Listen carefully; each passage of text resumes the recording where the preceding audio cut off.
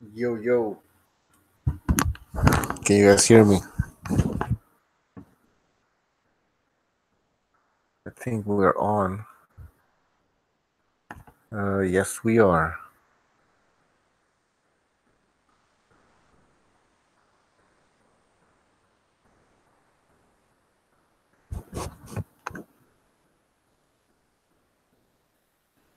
All right. I'm gonna leave this stream running until we get more people in. The point of this debate is: did Golovkin avoid a Andre Ward fight? Apparently, it has become an issue again because of a video that I posted. T-Money official says, can we all agree that Willie Monroe Jr. defeats Gennady Golovkin and Canelo in one night? Of course we can. Now, Willie Monroe Jr., I mean, this guy, he's an okay fighter. I'd like to see Monroe Jr. against Charlo instead of Charlo against fucking that guy with one leg and fucking Centeno. I don't even think Charlo can knock out Willie Monroe Jr., to be honest. We saw Billy Joe Saunders play around with Willie Monroe Jr. in a fucking boring fight. Well, actually, I shouldn't even say Saunders playing around with Monroe Jr. Just outboxing him because Monroe Jr. was fucking. He wasn't letting his hands go. But he got outboxed, man. But Billy Joe Saunders couldn't do shit. Like he couldn't knock him out. So you gotta give credit to Golovkin for actually stopping a guy like Monroe Jr. And I'd like to see Charlo against Monroe Jr. And to be honest, I don't think Charlo stops Monroe Jr. So why not make that fucking fight, huh? I don't know. Seems like Charlo's not calling. He's calling everybody out, but he's not proposing any offers or sending any contracts. Like what the fuck? He's expecting everybody to call him because he's, well, I don't know. Is he the champion of the middleweight division? I don't think so. But anyways, I sent out the invitation to some people, so we'll see how it goes. Yeah, well, I want to discuss this fucking issue about Gennady Golovkin apparently avoiding Andre Ward. It doesn't make fucking sense in my opinion. Golovkin is now fighting Canelo for a second time for another big payday. He fought Danny Jacobs, who Danny Jacobs was supposed to be the boogeyman of the division. And before that, it was Peter Quillen, actually. Golovkin was supposedly avoiding Peter Quillen. Then Peter Quillen lost in one round against fucking Danny Jacobs. So fuck, Danny Jacobs not having a fucking beast since he defeated the Golovkin boogeyman, which was Quillen. And then Jacobs fought Golovkin and he lost that fucking fight. He was actually dropped and then lost that fight. And so Golovkin beat another boogeyman in Danny Jacobs. And I don't know, now it seems like Charlie's another boogeyman. And so it never ends, right? And then at some point, yeah, I regress here. So Golovkin was supposed to fight Andre Ward, but then Ward was in limbo for 4 years because of fucking contract issues, promotional issues. Timoni says Andre Ward's style was a big problem for Golovkin. Not only did Golovkin dog Ward, but he also avoided fighting Lara. When Lara said he would move up in the division and fight him.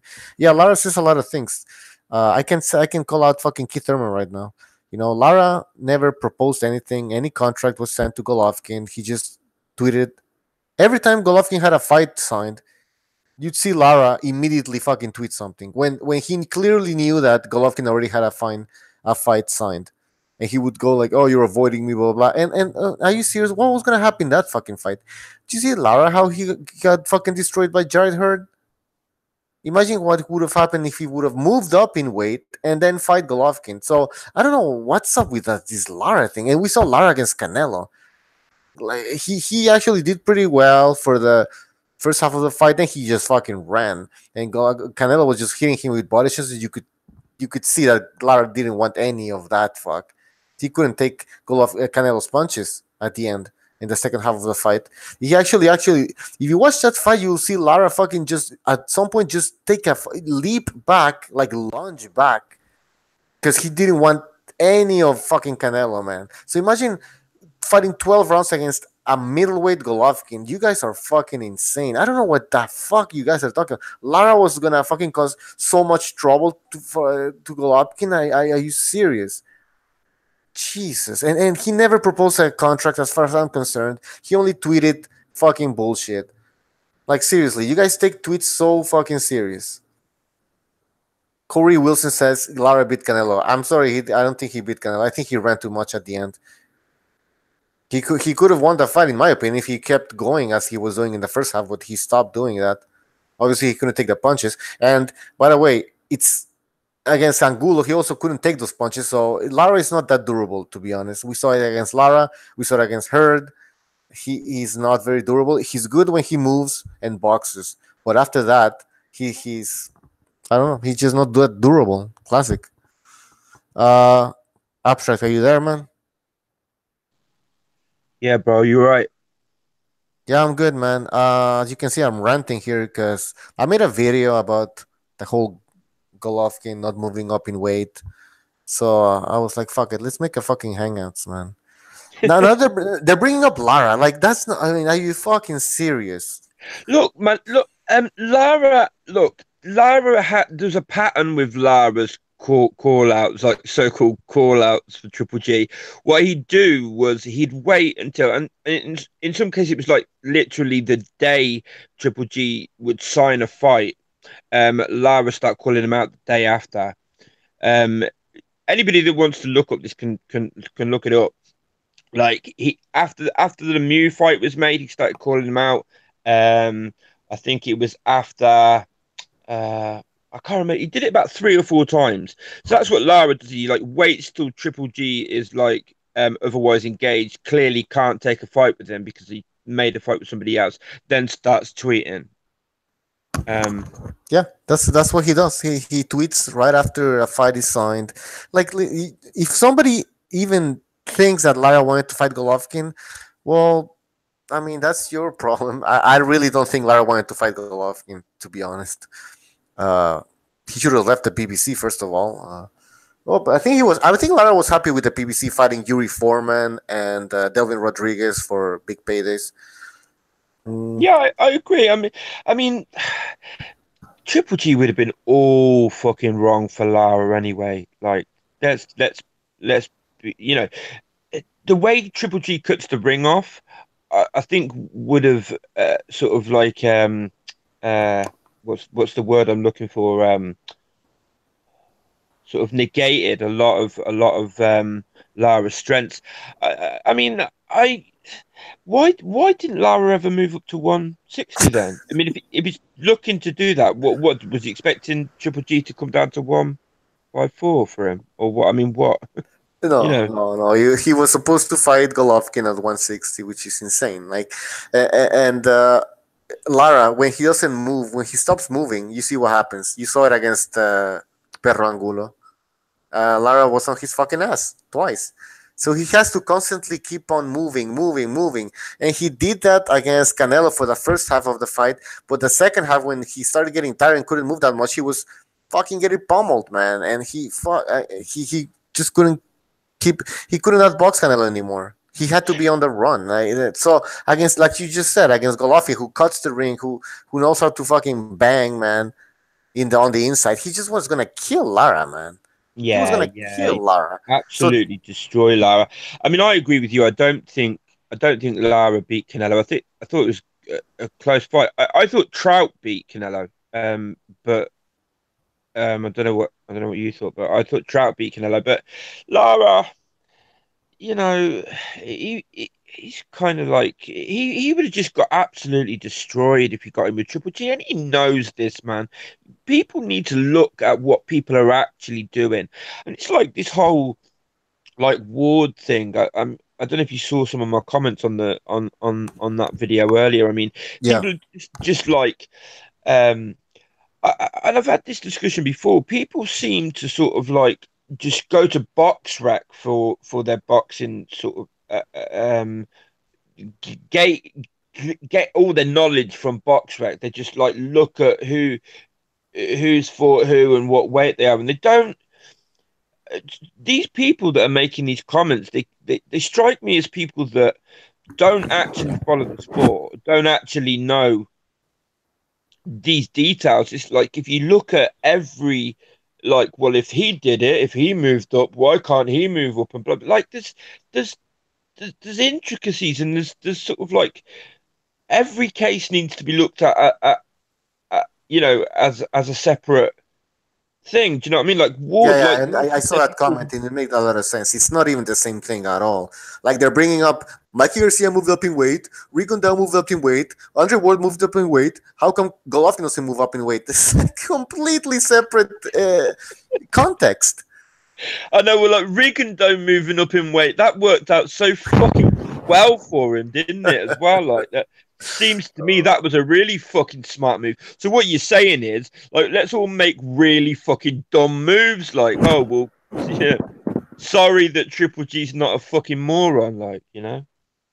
Yeah. Yeah, absolutely. By the way, like there's a comment here by Super Duper Reborn. He says, "I remember Little G fans said Lara has to move up to 154 to 160 and work his way to a shot for to fight Golovkin. Okay, but then Brook moves up in weight and he immediately gets a shot.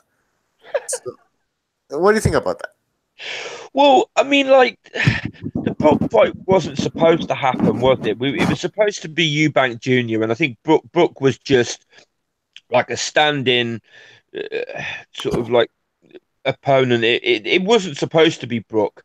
Um, oh man, I don't fucking know. Like, it just seems to me that certain fighters, and it does seem to be Eastern European fighters. I'm sorry to keep, harping on about this, but it really does seem to be certain types of fighters. Just seem to be able to do nothing right. Like, do you know what I mean? Like they'll trash fucking Lomachenko, who, like, who's done what that guy's done in that quickly? Well, nobody has done, won that many titles that quickly. But like, I mean, how anybody can watch Lomachenko and watch what he does and watch how willing he is to just like step up to the weight class above and fight.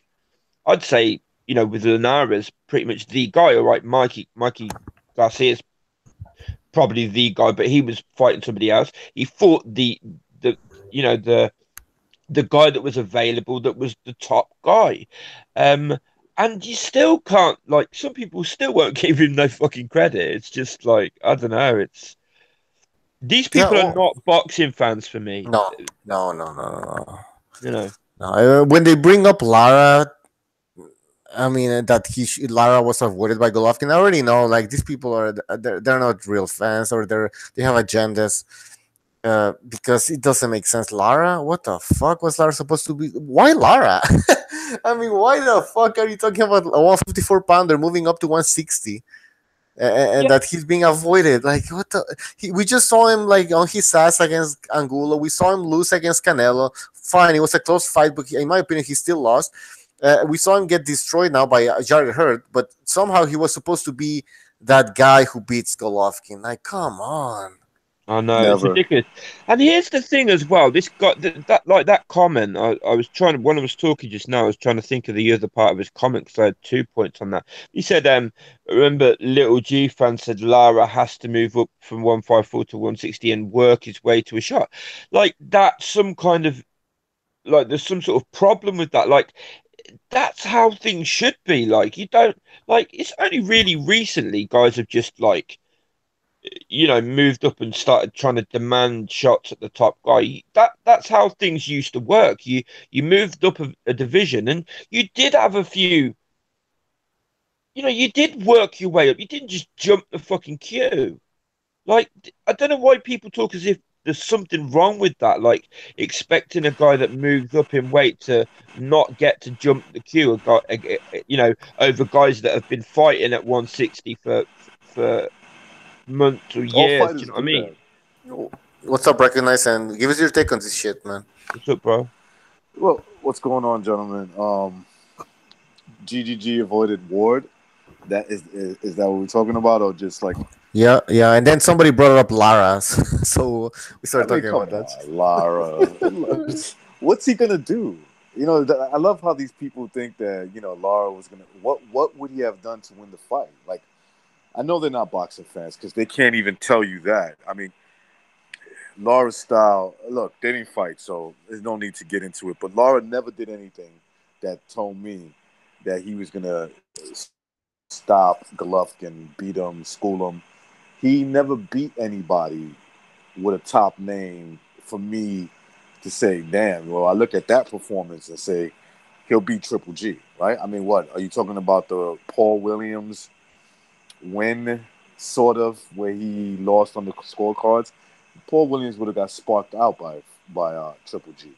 That's just my opinion. Canelo, him running from Canelo, when he had Canelo running from him, you understand what I'm saying? He was running out the clock versus Canelo, where Canelo was running away from Triple G. There's nothing in Golovkin's, or rather Lara's style, that even tells me he would have come close to beating Golovkin. The fight never happened. He's a 154 pounder. He decided to stay there. The call outs were weak. They were on Twitter. You know what I'm saying? There was no real intent on his part to make that fight happen.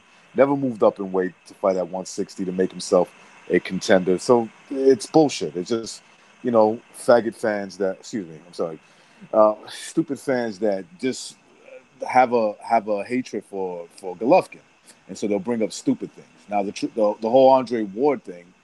Look, I don't get into that. If he didn't want to fight Andre Ward, fine. I'm okay with him not wanting to fight Andre Ward if that's what really happened. Um, Andre Ward is too. We can see that he's a much bigger fighter than Golovkin is. And by the way, what Golovkin's choice of staying at middleweight as opposed to moving up in weight ended up paying off. I mean, he's getting big money fights to fight Canelo, and he's in the history book. So it was a good move on his part. Yeah, I mean, in what world does a guy trying to stay in his own division? I mean, Triple G is not a big middleweight. He's not. He's just not, right? In what world does a guy trying to stay in his own division, trying to get the biggest money fight he can possibly get, and when this second fight with Canelo wasn't, looked like it wasn't going to happen. Loeffler said that they pretty much had the Billy Joe Saunders fight signed, sealed, and delivered. So he's trying to make the biggest money fight he can, and he's also trying to like unify the division. Like, in what world is that like an issue? Look at Ward. Ward. Like, there's been talk about Ward fighting Tony Bellew at fucking heavyweight after the Kovalev fight. We talk about him moving up to heavyweight and fighting fucking Joshua and stuff. People were talking about, like, Ward is a much bigger guy. Um, I, Absolutely. Yep. I just think it's kind of ridiculous. It's kind of ridiculous. You can't give these people that talk like that. And I'm like you. I don't. Did he duck him? Did he not? I don't know. But like, what he certainly is doing is fighting everybody in his own weight class and doing what he can do. And I mean, like, this guy's gone on a, what is it, 19? Is it 19 title defenses or 20 title defenses? Right. It's like 20 title defenses, 19 successful title defenses. I mean, he's on an Yeah, incredible run. I mean, so it turned out to be a good move on his part. By the way, Marvin Hagler did the same. Carlos Monzon did the same. I mean, these were great middleweights. Bernard Hopkins spent his entire career. What he's always going to be known for is what he did at middleweight, right? So yeah. he spent his. We're talking about a man who spent his till he was 40 fought at middleweight. So it's ridiculous that people bring this up about moving up in weight, and that's the true definition of a great fighter. Well, then Marvin Hagler wasn't a great fighter then, and Yeah. then that means Carlos Monzon wasn't a great fighter as well. You know, And the other thing is as well, people tend to use the whole Abel Sanchez comment about Triple G beats Golovkin. Since when do we start to condemn a person based on somebody else's comments? That's Abel Sanchez's comments. What like I don't get it. Since when does that become Triple G's problem? yeah, I agree with that, man. I agree with that. I mean, listen, it's great fighters have done great things for different reasons, right?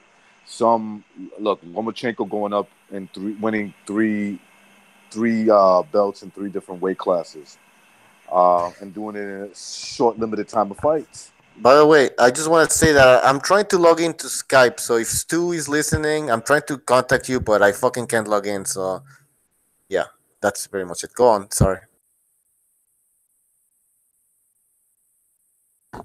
Go on. I recognize. I just. No, I'm just saying that there's three, there's there's different ways to make yourself a great fighter, um, and some of it could be you got to look at the level of opposition, the level of dominance that they have, at how long the dominance was. It's beyond me that anybody would look at Golovkin and not recognize the level of achievement that he's done as a middleweight. You understand what I'm saying? As a middleweight fighter, with all the records that he's involved in, when it's all said and done, you're going to see Golovkin there, as number one or number two. So it's stupidity to me.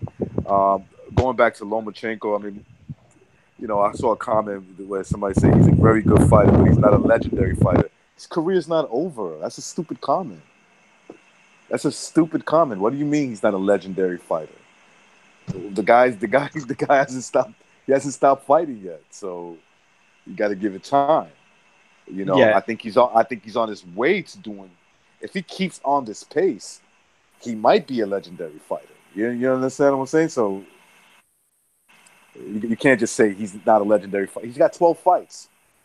Yeah, it's a ridiculous thing to say, and like I've even heard after what was it after which fight was it after? I think it was after Rigo.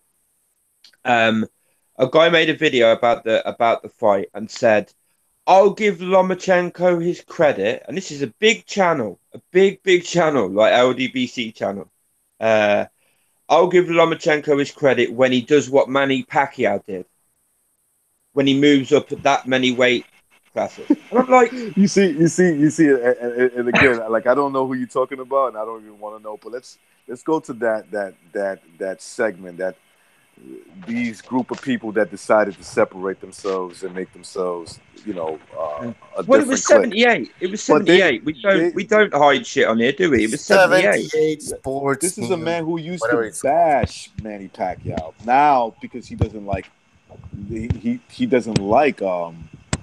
Lomachenko, he's willing to use him as a standard that to so it's like, listen, dude, you're a clown because you didn't like I've always said, me personally, I've always said I just don't think Floyd Mayweather is as great as many people make him out to be, but I certainly don't think he's a scrub. Like I don't think that for some Floyd Mayweather haters, I think they underrate him as well. I think he's, I think that I like to call it just straight down the middle. I don't think he's as good as his lovers make him out to be, and I don't think he's as bad as, or I don't think he's nowhere near as bad as his haters think he is. Right? I think this is a very good fighter with very good circumstances, and that's why he's undefeated. Yeah, I completely agree, and it's a really good example actually of this sort of like double standards that you've got somebody sort of like criticizing Triple G for hanging around and taking taking a money fight in Canelo. Like, since when did we start criticizing fighters for doing what this is prize fighting? This is what we're supposed to do. How long are you active for? Like 10, 15 years? And then that's you done. Like, who can begrudge a guy making all the money he fucking can while he's fighting? But then they'll like, you can't say these people, these same people that will criticize Triple G for doing that, you can't say a bad word about Floyd, and everything in Floyd's career has been about money. Fucking everything. His name, like, you know, I mean, I agree with you. I think Floyd. I'll go a little bit further. I think he's an excellent fighter. I don't think he's the best of all time. You know, not by any stretch of the imagination. And I don't think he's above criticism. He's definitely done some things that were questionable. He's definitely run away from divisions when the going got tough, when there were killers there waiting to fight him. He's definitely taken questionable fights when there was clearly people more deserving and more difficult for him to fight. And clearly sort of like pulled the A side card to put certain fighters at huge disadvantages when they've been fighting him. So I'm kind of like you recognise. I'm kind of like on the fence a little bit with Floyd. I don't think he's not the bum that some the haters make him out to be, and he's certainly not the best of all time. Yeah, man. Yeah, listen. That's why, like, I think that, in my opinion, and this is just my opinion, I think when you talk about Manny Pacquiao, to me, he's in my lifetime, and I don't expect, if you don't want to agree with me, I'm cool with that. I just think that he's probably the greatest fighter I've ever seen. You will do it, man. You want to join in, man? Because we can hear the fucking wind over there. Oh, my bad. I was trying to catch up to what you guys were talking about because I just joined in. And yeah, man, I mean, this is why I love the BDA channel, man, because we're not biased. You know what I mean? If you fuck up, we're going to criticize you. And everybody in this panel right here has criticized Gennady Golovkin in one way or another, and just much as we're doing today, acknowledging the fact that he did not fight Andre Ward at a particular time, but it was a calculative move. And each boxer in their journey to greatness, they have to make decisions. Some decisions are to choose an opponent or another. Now, why I don't consider it a duck, technically, is because at that particular time, it wouldn't have sold. Andre Ward was never a pay-per-view star. He was never a huge attraction. And at that time, GGG was just getting recognized. So GGG had to make a calculated move. Yeah, either go for greatness or go for broke. And going for broke is not going to do any justice for a fighter who's trying to secure himself, not only in the realm of greatness, but economically speaking, you know what I mean? And Andre Ward, we know he ducked fighters as well and shit, you know what I mean? And, but, I mean, technically speaking, Andre Ward also had some legal issues that prevented him from making that particular fight with GGG. So did GGG actually duck Andre Ward? Technically speaking, yes. But logically speaking, hey, it was the right move to do. Look at him now. And look at Andre Ward retiring with two big asterisks on his resume, man. Like, you know what I mean? Those two losses that Sergey Kovalev had against Andre Ward are questionable. Very questionable. So him being undefeated, retiring undefeated, did him no good at the end. Yeah, that's what I fucking said. I said, like, look at where Andre Ward is right now. Fucking 2 controversial fights, then he retires. I mean, look at where Golovkin is right now. He fought Jacobs, who was supposed to be the boogeyman of the division, right? Golovkin is avoiding Quillin, then he was avoiding Jacobs. He fought Jacobs, he beat Jacobs, then he fought Canelo for a big payday, and in my opinion, got robbed. I think Golovkin won, but now he's gonna fight Canelo again for another big payday. So he's doing way better than fucking Andre Ward is. That's my opinion. I don't know what you guys think about that. Yeah, man. He has Billy Joe Saunders coming up too. I mean, we still gotta wait to see if Andre Ward Demetrius Andrade steps up to the plate, because we know he's been ducking and dodging and pulls out of the fights once they're signed and ready to go. So I don't have no faith in Andrade going through fighting Billy Joe Saunders. But we all know that Billy Joe Saunders is a favorite. I give that fight to Billy Joe Saunders, and guess who's next? GGG, of course. Right. If GGG, whoever wins between GGG and Canelo, that would be a nice fight. That would definitely be a nice fight for. But like you said, like going back to a couple of things you said, like Andrade, you know, I would like to give him the benefit of the doubt, but he pulls out of fights. That's what he does. You understand what I'm saying? So I can't give him the benefit of the doubt until he proves that he can be a big name. He goes first of all, he has to go through it. Going back to Andre Ward, look, I think that ElDude brings up a very good points on that whole situation. Look, I think it was a calculated move. Is it technically a duck? In my opinion, technically it's not a duck. I don't think he ducked Andre Ward. That's just my opinion. I think that Andre Ward was in a situation where he was, first of all, he's a lot bigger. It's pretty known in the industry for being a dirty fighter, where the referee does not penalize him for doing so. There's a lot that comes with that, fighting Andre Ward, and then on top of that, the money's not that good. I mean, look at Kovalev's situation. Kovalev didn't really get paid all that well for those fights, and at the end, he ended up walking out of there with two controversial losses, especially in my opinion, especially the second fight, when the referee stops the fight over a low blow. It's at the end. It just, to me, it looks like that Triple G did the right thing, what was best for him, and there's nothing that anyone can say at the end. Triple G's name goes down in the history books as one of the greatest middleweights of all time because of all the things that he accomplished already, being 20 title defenses, tying Bernard Hopkins, 19 successful title defenses. You can't take that away. There's no other middleweight that's done that besides Golovkin, all right? And I want to say maybe Bernard Hopkins. That's it. When it's all said and done, those are the only guys that can actually say that. So therefore, it turned out to be a well-calculated move, and a man who's going to get broken off with a whole lot of money just in his two fights versus Canelo. So it was a smart move on his part. He's better off without Andre Ward.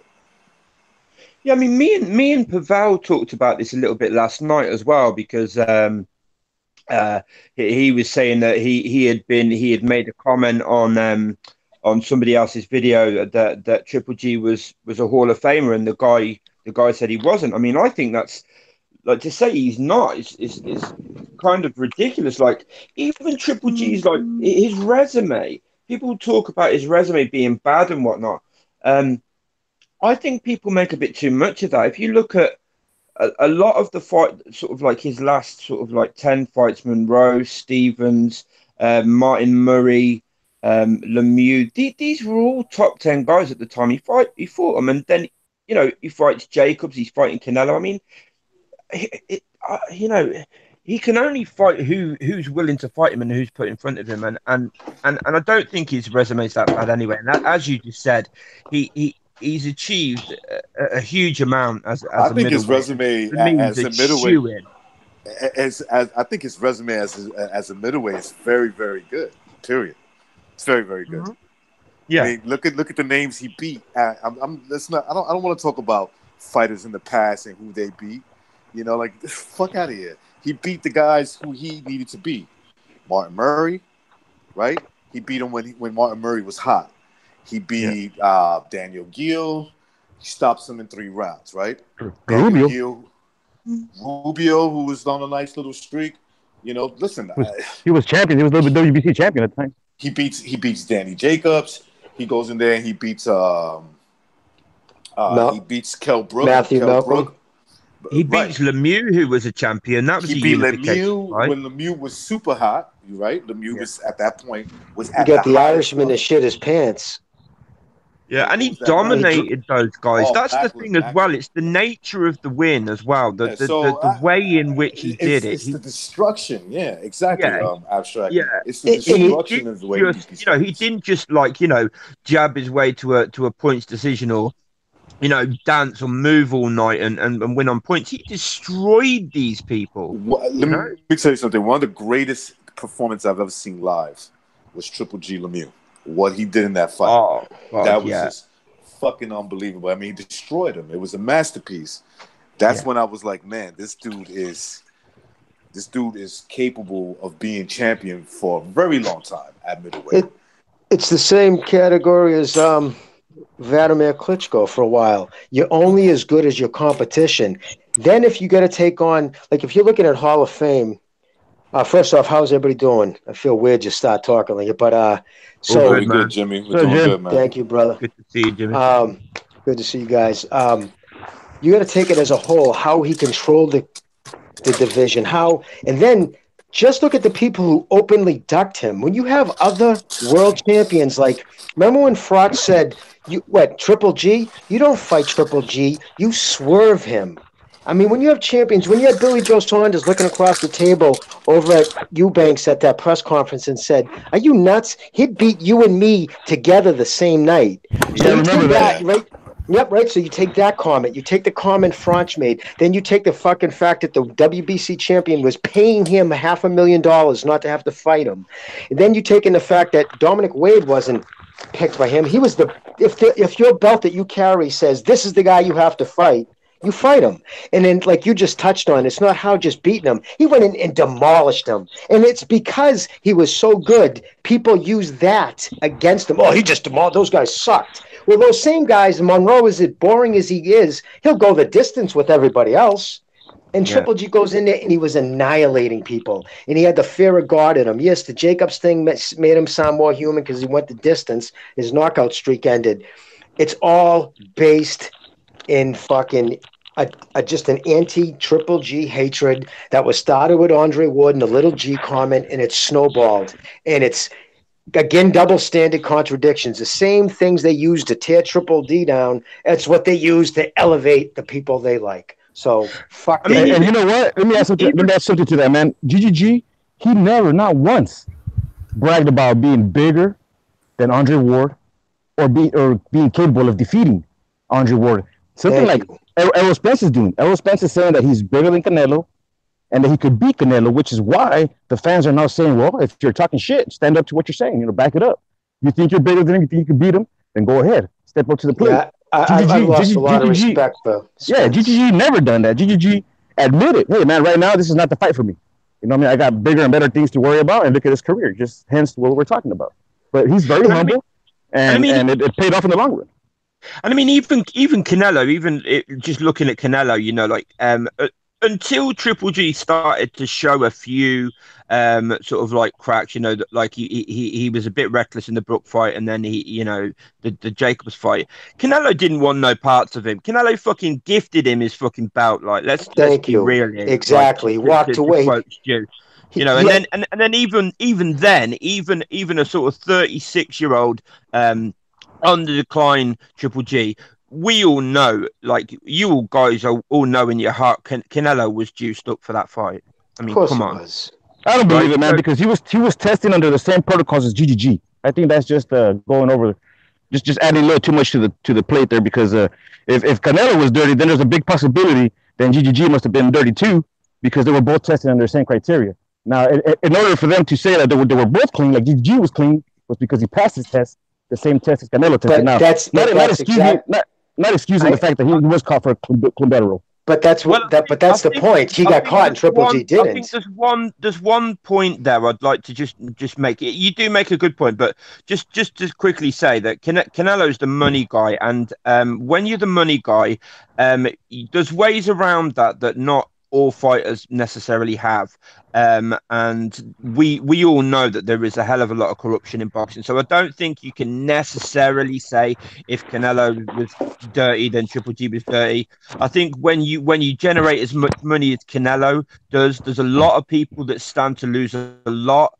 if you if you don't if things don't go well for you. So I think that's just a slight sort of like point. No, and it's open for. I mean, it's fair. He's open for critique. I mean, he got caught with clenbuterol. It was contaminated meat, according to the investigation. But it's open for critique, man. I mean, people are questioning him because of that. And but it was the levels. He had high levels, and for 2 days, you have to have a lot of clenbuterol in your system, a lot to have it to last for 3 days. Because it was on a Thursday and again on Saturday. Do you know how much clenbuterol you have to eat? Like I said, I pumped my boy with so much clenbuterol, I thought he was going to have a fucking heart attack. This kid was a cop. I swear to God, I thought he was going to die because he just races up your niacin so much. And he came to me, he's like, dude, I'm getting pissed on Thursday. You know, they get the unions, let them know when they're getting pissed. So he had to give a clean urine. And I was able to flush that out of his system. And he was taking enough to stop a fucking, seriously, too much. The one thing that if you look at the time frame is that Canelo was working out, being training here in California, and he went to Mexico for 2 weeks. And it was those 2 weeks that he was in Mexico, which he admitted to be consuming meat, which added to his, to the fact that he tested positive. So it was within those 2 weeks, and I do believe it because the MFL has posted bulletins for warning the players that just 1 week in Mexico. There's absolutely contaminated meat. I am not doubting that fact at all because, and it's not just in Mexico, it's a lot of other countries too. What they do is they add an ingredient that ends up metabolizing in the system, and it's not actual clenbuterol. It metabolizes as clenbuterol, but also Canelo was also in Europe at that time that nobody talks about. What about his trip to Germany? The steroid capital of the world. He doesn't even talk about that. He went there first. It's fair critique, man. It's fair critique. And I'm just saying that Triple G's always fought at 160. He's been fighting at 160 for 15 years. Canelo, you know what I'm saying? Where Canelo, you could physically see a transformation. And it's difficult. When you're a professional athlete, we normally see these dudes with their shirts off. They're walking around at 2%, 3% body fat. So to see a physical transformation at 28 years of age, the way it did it that quick, that's not easy. Trust me. I mean, you know what I mean? You can get big. What I would say as well, I don't know if anybody heard about Alberto Contador. There was a cyclist called Alberto Contador who tested positive for clenbuterol, and he was stripped of all his titles. And when they analysed his samples, they said that Alberto Contador's the levels in his system were way too high to have been contaminated meat. There was experts that testified that it was way too high. Canelo's levels were 17 times higher than Contador's. It was ridiculous. Believe me, it was off the hook. He would have had to have eaten about 7 cows. Yeah, no, it's listen. I talked to my friend who's a microchemist and he's into all that shit, and he read the reports and understood better than me. In the middle of reading the reports, he burst out in laughter. He's like, this kid was fucking taking a ton of it. It was probably intravenously too. It saturated his muscle. He was probably taking the good stuff because the better clenbuterol you can get liquid form and put it right into an IV bag with fluids at the end of the day. Just helps you've only got to look at Canelo now. Look at the. Has anybody been watching his workouts and stuff now? He's on fire right now. Incredible amount of mass, of body mass. He's lost a lot of weight. He has to make weight, bro. I mean, he's only 8 pounds away from. Go ahead, brother. Go ahead. No, I was going to say one thing, ElDude. I was going to say that. Look, he does look smaller. I think Canelo was taking something, but here's where I don't over exaggerate what Canelo's achievement and attribute that to steroid use or PD use. Excuse me. I don't attribute that to that. What Canelo did was this is my opinion. I think Canelo's watched the way he was treated with the Floyd. I think the Floyd Mayweather case was terrible. I think that's one of those fights that nobody really talks about, but it was a terrible situation. He drained them in weight. I believe that he was sort of sick at that weigh-in. And he probably knew, we all know now that Floyd was taking something and it was being covered up for him, right? What he was taking, we could speculate, but more likely he was taking something while his opponents couldn't, right? So a guy like Canelo was a side to the max against Floyd Mayweather. So he did the same. He sort of did the same thing. I don't think it was at the level where they would, fucking with Golovkin in the sense that, they're trying to, maybe they did try to make him lose more weight than he's used to, but at the end, it was like, all right, we'll fight at 160, right? So I'm not gonna A-side the fuck out of you. I'm just gonna use my A-side advantages because I know this is how the game goes. But to me, Canelo is a great fighter. Period. I think he's a great fighter, and when I hear these Errol Spence will kill fucking Canelo, it drives me crazy because I'm like, you can't even tell me how that would happen.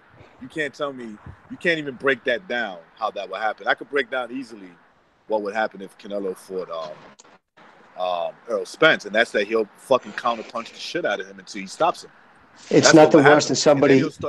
He'll start walking him down. So, He'll start walking him down after he's done counterpunching the shit out of him and getting respect for him and end up stopping him. Again, this is all opinions. It's all opinions, but to downgrade Canelo, I think is a mistake because of the whole steroid thing. And I'm not saying anybody in this panel is doing that, but to sleep on Canelo and his boxing ability because of him taking clenbuterol or attribute only that to that. Now, it may be that we have to find out. We're going to have to find out in the second fight. It may be that that's what he needed to compete against Golovkin. But there's a very good chance that he's going to give Golovkin another great fight. Okay, because I think he's that good of a fighter. I completely agree with you. You can't downplay all of his boxing. I mean, anybody that does that's a fucking idiot. Because let's be real, clenbuterol doesn't make you a fantastic boxer. It's not going to give you skills. It's not going to give you, so that's just nonsense. People go too far one way or the other with this stuff. That's what I think. But you know what? Matrix brought up a good point, man. Canelo did pick up that, I don't know how to call it, man, that diva personality that he picked up from Floyd Mayweather, because he did the exact same thing to Julio Cesar Chavez Jr. He drained him just like he was drained versus Floyd. He said it in that particular mentality, Holmes. You know what I mean? And, so I hear a UFO. It's kind of cool. Yeah, what the fuck? Who's that? Yeah, I don't know. Yeah, that's. But he didn't do it. Well, I mean, the weight. Yeah, the 164.5 kind of weight thing. It is what it is. I mean, look. But let me ask. I'm sorry. Go ahead, brother. Go ahead. Some politic. No, go ahead, ElDude. I was just gonna say that I thought he picked up some. He may have picked up like the outside of the ring politics shit and try to use that to his advantage. You know what I'm saying? Maybe that's what he's been doing. But it's expected because even Anthony Joshua's doing it. GGG's doing it. Yeah, they all do it. No, they all do it, bro. They all do it. But before that, I was just gonna say that I don't think it's fair to critique the size of either GGG or Canelo right now because they're trying to make weight. They're only 4 weeks away, and last I checked, both of them are around 8 pounds away from making weight. So they have to come down in weight. And then once they make weight, they're going to rehydrate to a certain amount of pounds, whichever it is, and then we could actually see how much muscle he did gain or lost compared to the first fight. I mean, my point was just like Canelo's size compared to this sort of like time period before the last fight. Maybe. People say he looked thicker through the shoulder last time, through the shoulders and neck. That's usually where the juice will affect you and the last to go. Your legs are usually the first. The largest muscle bellies shrink the first when you get off the shit. Yeah, he's under the skull, man. I mean, everybody's looking at him. He's open for critique. It's fair game. Yeah, well, he's VADA tested now, so I don't think he definitely got big. I mean, he. But you know what? Let me bring something up, man. At least we know he's being tested, and at least we know that he was being tested before. Now, it's a controversy, a conspiracy, whatever it may be. It's open for critique. It's fair game. We get that. But here's the thing, man. When we talk about Errol Spence Jr. versus Saul Canelo Alvarez, one thing that does set him apart is the testing. because in an interview that Errol Spence Jr. had with Black Fight Fan TV and 78 Sports TV, Errol Spence Jr. admitted in that same interview that he had never been tested. Yeah. And that he had no idea about the VADA mandatory testing and the WBC, which is why he vacated. Listen, I'm going to tell you right now, and I've already said this, and I like Spence, although my respect for him a lot has dropped from the couple of comments and shit he's made recently, but there's no doubt about it. You look at when he holds his arms up, right? He had bitch tit bad. Yeah, bitch tit. He had bitch tit real bad, which is I see tits, man. Fuck yeah. Bitch tits. And now, listen, that happens to less than 6% of the public who don't take steroids, meaning guys who have such extra high levels of testosterone in their body, because everybody makes male and female hormones. It's just the way it is. Everybody does. Males make more, obviously male. But when you pump in so much extra testosterone, your body has to counter it by making extra estrogen, then your own body shuts off its natural testosterone production. So you end up with these estrogen pockets inside your nipples, around your nipple area, and it's basically called, dude, I've seen guys with it so bad, they literally leaked. And you could check it online. I'm not lying. Dude, you would see their shirts in the clubs, and I'd be like, dude, your tits leaking. These big juice monkeys, because their fucking tits, they get bitch tits so bad that start leaking. That happens. That's not even like a weird thing. Happens. And so you know, much. and you know what, man? I don't believe Errol Spence Jr. because his supporters are claiming that he was born that way, but he's not because they fluctuate. He lives in Texas. Texas is the steroid capital of the fucking United States. And listen, no, but they fluctuate. And the Charlo brothers were never tested either. And all of a sudden, they went from, remember, it was around 2016, they started knocking motherfuckers out left and right. And all aggression after the fight, they can't control themselves, yelling, saying stupid shit. I'm just saying, that's how I acted when I was a beanhead. You know what? When I was on the beans, I was a fucking knucklehead. You can't control the rage. Hey, did you guys see when Floyd Mayweather and Errol Spence were kicking back together and Errol Spence only had one puffy nipple, the other one didn't? Oh man, it's fucking unbelievable. And then Floyd with his fucking HGH injection marks on his abdomen. It's like and when they try to ask him, you hear the reporter. It was an interview years ago from our post fight. Hey, there's a lot of rumors about the Marcus on you, and you can see him just not even pretending like I'm not even gonna look your direction. Because how do you explain that? I remember at first one of his people tried to say it was razor burn. He thought it was because we shave. It's razor burn. It's like, dude, razor burn my ass. Yeah, razor burns. Listen, Floyd admitted to it. It's probably Floyd Mayweather burn. Floyd started talking about vampire facials in an interview, and then I was just about to say that. I was just about to say. Let me just throw this one in the Rachel. Let me just throw this one in. I was just about to say that it was Floyd Mayweather's vampires. That's where Floyd Mayweather gets his vampire blood. He sucks the nipples of fucking. Yeah, the PR guy was stood next to him looking shifty as fuck, looking proper like, what the fuck are you saying, man? Like, a couple of weeks before the vampire tits. Yeah. He said in an interview, and a couple of weeks before the Canelo fight, they asked him why is he wearing shades, and he said because he had a vampire facial when he actually described what a vampire facial was. They take him spinning. He's committed to blood doping. That's what he admitted to, I mean, he's not the brightest man in the world. He probably, As well to say, there's no ifs, ands, or buts about it. Somebody like him, because it's an expensive procedure if you have it done on the private. But some guys do it themselves. It's just kind of gross. You put that shit in your refrigerator. But have it done. It's expensive. But you need the connections. You can get caught. There's ways of testing for it. But you remember how they caught him? They walked in. He had an IV in his arm, and he's like, it's because I was dehydrated, 6 pounds below his walk-around weight, and he was so dehydrated he needed an IV. But it's so laughable that it's like fucking catching somebody fucking balls deep in your girl and saying, I was just looking for my keys. You know what I mean? It's like, you know what I mean, dude? It's like, dude, shut the fuck. You're caught. It's like in that episode of Maury, this guy says like, oh yeah, I didn't fuck her. It was a mistake. I slipped and my cock fell inside her. Yeah, exactly.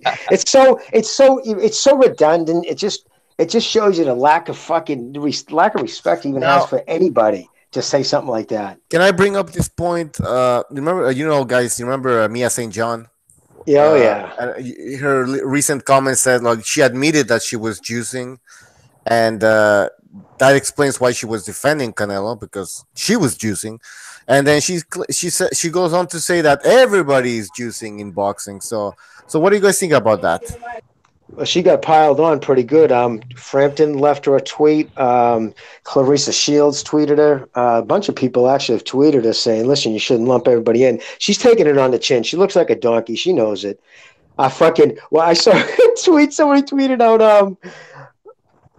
I think it was to Tom Loeffler. Hey, listen, Tom, you know about all the work we do to fucking become Playboy bunnies. I mean, world champions.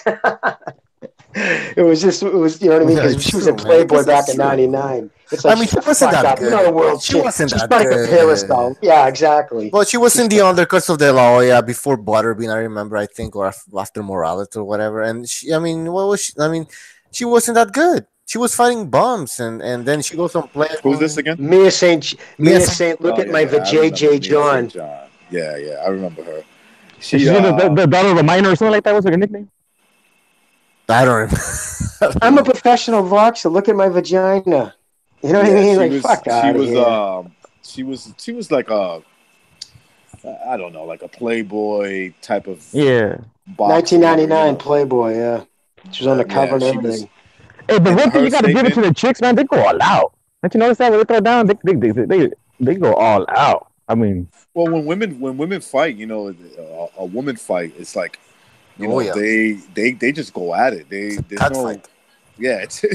just. I mean, you can see that in the streets. I mean, when girls fight, they fight. Oh, grab the hair. And you know what, man? Back in the 80s and 90s, typical, say, Don King promotions always included one particular woman fight throughout in the undercard. And then the fans loved it. Yeah, Christy Martin, she was a good I mean, for a woman. Oh, she was the daughter of the miner. That's the one I was talking about.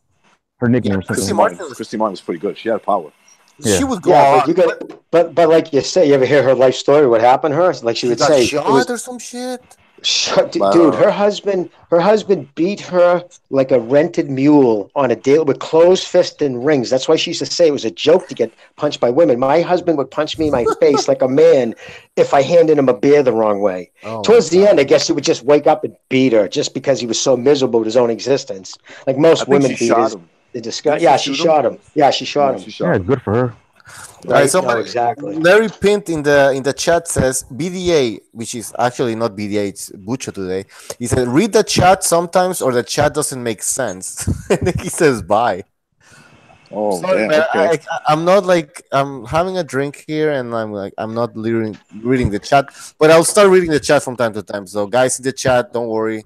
I'll take care of it. Cachinello, give me my fight says, imagine if it was GGG who got caught using PEDs, people would go crazy to no end. I think that, there would have been a large segment of the boxing community, especially mainstream. I think there would have been, there would have been more to it than the whole Canelo thing. You know, I think it would have been the same thing, but different demographics. Same level, just different demographics. Okay, yeah, that's a good way of putting it. I just look, the PED thing is the testing and all that. To me, nobody will ever change my mind on this. I think the testing. I think on the lower level, it's legit. I think at the higher level, it's politics. You know what I'm saying? That's what it comes down to. And the reason why I say that, look what happened with Floyd Mayweather and Manny Pacquiao. The guy got busted red-handed, right? I mean, you want to talk about a guy who got busted. He actually got busted red-handed, you know, and nothing came of it. And Canelo is the next Floyd Mayweather, technically.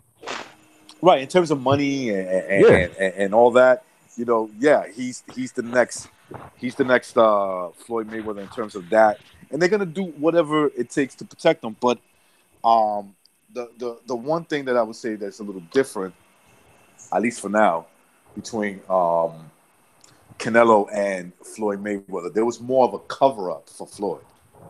There was way more of a cover-up for Floyd Mayweather. Maybe they did things smarter. Maybe it's that. But it just seems like when it came time to the media, when it came time to exposing Floyd Mayweather, they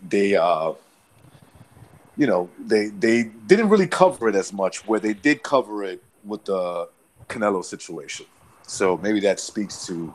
I think because Floyd made such a good job in defaming Manny Pacquiao, which is wrong. It focused it kind of washed his hands on Manny Pacquiao. doing whatever he was doing behind closed doors. Yeah. Yeah. I mean, Lance Armstrong. You guys remember Lance Armstrong, the cyclist? The cyclist, yeah. He was obviously caught, as you guys all know. Before he got caught, he was a big advocate. Like, he was against cheaters. He was a big advocate for anti-drug use or whatever. And then he gets caught. So these people who are always very vociferous, very loud, and talking against it, they're the ones who are actually doing. Carl Lewis. Look at Carl Lewis. Carl Lewis. In 1988, Seoul, Korea, in the Olympics, he gets beat by Ben Johnson. He's crying. He's bitching. He's, causing a tantrum, saying that, there's no way he would have ever beaten me without taking what he was taking. It comes out that on that same race, that same Olympics, he was taking other shit as well. So this is why Floyd Mayweather comes from that cloth. He's those type of guys. He's the Carl Lewis. He's the Lance Armstrongs of the world. What he's doing is making sure you don't take what he takes. And one thing I do think that was different, and you guys can sort of like let me know. I might be way off here, but when the Canelo thing happened, when he popped, like I can't remember ever seeing like governing bodies, like heads of governing bodies coming out so quickly, and defending a fighter that had just sort of like tested before any kind of like B samples are sent off or any kind of like anything's happened, like to come out and defend the fighter so sort of like strongly. I can't remember that happening. No, but you're right. Let me tell you why. It has to do with what you're being caught with. Like Chavez Jr. being caught with marijuana wasn't really like a big deal. Canelo being caught with Cumbero, knowing that it's a big problem in Mexico, and it's within the reports. It's the sanctioning bodies know about this. They looked at the minimal. They said, well, it's a Cumbero. It's it was kind of like it was up in the air for them. They never really excused them, but they were giving them the benefit of the doubt, knowing that it is a major problem. And it's almost a 40% chance that you're gonna test positive if you go down to Mexico and have a torta down there. Well, then wouldn't that stand to reason? If it's actually 40%, wouldn't that stand to reason? Then that's almost inexcusable that you ate that meat there. If you're the world champion, you're going to be tested, and you're sitting there. Now you're sitting there. Let's just like put the facts on the table. You got 10 hamburgers in front of you. 4 of these I can eat, and I won't lose millions of dollars, and 6 are dirty, or the other way around. 4 of these motherfuckers are going to cost me millions of dollars and dampen my reputation. For regardless, this is going to hang over him forever. Or would you just get up and get on your private jet and fly to the best steakhouse in Venezuela and eat? You know what I'm saying? Yeah. So if that's the case where it's so benign that it happens, then even shame on him. Then it's even more sounds stupid that using as an excuse. Him using, not you. I'm not. When I say you, I mean him. But also though, Maurice Suleiman vindicated him right off the rip. But now you got to understand the history behind Maurice Suleiman. I think that's what you meant when you said heads of sanctioning bodies, because the WBC. What happened there was, remember, Canelo told him to fuck off because he didn't want to spend. Remember when he gave his belt to Triple G? Because what happened? The WBC held strong and said up, and so Canelo behind the scenes was like, "Fuck, you know what? You know how much more of money you make when I fight for this title? Millions more. And this is where you want to be? Here's your fucking belt." So Maurice Suleiman, I was told, went ballistic when he gave up his belt, and has been kissing and sucking his balls ever since. And that right there, that display, how he handled he handled himself like a $2 Tijuana whore. Well, look at the Huichol belt. I mean, look at the Huichol belt. That was like the money belt. That's what they called it. Right. And Canelo refused to take it. But here's the thing, though, man. It was Mexico. It was WBC VADA testing that caught Canelo. And so it just, I was reading the comments in the chat right there. The fight critic, I believe his name is. He said that VADA's corrupt. I don't think so, man. I think the system is fair. The system is doing its job. But it's the people. It's blind tests. That person needs to know it's blind test. There's no names on bottles. When the test gets sent to the sample, there's a number on them. There's so much disconnect. So it's an impossibility for the person testing to know who they're testing. So that completely blows that out of the water right there. But, oh no, I'm sorry, I cut you off, ElDude. Finish your thought, brother. No, I was just gonna, no, just it's true. I agree with what you were adding to the comment, but I do believe that Mauricio Suleiman, he has faith in boxing. He's getting old. He wants the sport to thrive in the future for decades and decades. WBC, I'm sorry to cut you off again. That's the best. Let me just finish up real quick. All right. The WBC was created for the best intentions of Mexicans, back in the day, but now it's a worldwide international thing, and with the mandatory testing, you see who's running away from the tests, such as Errol Spence Jr. and many others, and you see who's being caught by these tests in Mexico, and you see who's being excused in the States. You know what I mean? So there is, I see hope within the WBC, the VADA system, and the intentions of Mauricio Suleiman. In other words, but go ahead. Brother. All right, but let me tell you why I was hot about Mauricio Suleiman. If it was the WBA, I just laugh. You wouldn't get a response out of me. The WBC, I personally, and I know 90% of everybody in this area in Boston, the fight fans, WBC to me will always be the king belt. That's the big one, right? The green belt has the most prestige. It's like that belt should be held to a different standard. It's not the WBO or one of the newer organization. When they first came around, they had to kiss ass just to become relevant. I mean, it basically becomes organic. It starts out as just a sanctioning body, and it just through wars becomes and so I'm just saying the WBC is the oldest. I might be wrong there. Yeah. Hey, Jimmy, but do you recall that's where the actual term paper champion came from? And that was being used, like they misuse that term, but paper champion, man, like you're holding a phony champion. It's not the WBC. It's like exactly. Because the WBC, to me, when I see a champion has that, and that's why I hate when I see multiple belts like the WBA. That fucking douchebag would sanction two pigeons fighting for a French fry. That clown would make a silver belt for that. Gilberto, Mendoza, is that his name? That's ridiculous. Yeah. Somebody printed something. I think there was 17 more belts out right now than there's actual weight classes. Meaning, if you added all the double, there's some classes the have 3 different belts. Regular and the super.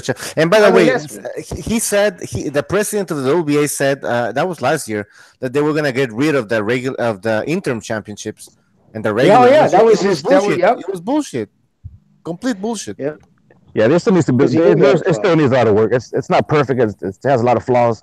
But hey, man, long live boxing. I'm still a fan of the sanction system. You need them. You need the sanctioning board. You need it because you need something from the fight for these people who that was the PBC's plan. That's why. I mean, I was looking at some old tweets. In that old, one of the first tweets was from somebody from the Bell companies it was 2015, and they were saying, so what's the plan? Is it still going to happen? And then there was a thread went on to say how this person high up in the IFB was saying how he heard the same thing that the Ring magazine heard, the same thing Steve Kim heard, that the WBC after 6 months, if it took off, they already had the belts made. They were going to fucking have PBC belts. So basically their plan was to put all the sanction bodies out of business, to take the teeth out of them. If they had no power, if the prestigious belt was a PBC belt, then the sanction bodies had no power. So he would have taken out all the promoters by crushing them all, by getting all the fighters, buying up all the time. I'm just saying his intentions were so fucking slimy. He was going to control. Imagine if that prick controlled every facet of boxing, the sport wouldn't have survived. Because look what happened to the PBC. That's just a sample size of if he was in control of everything. I'd be calling cooking shows. And there is no pay-per-view star from the PBC.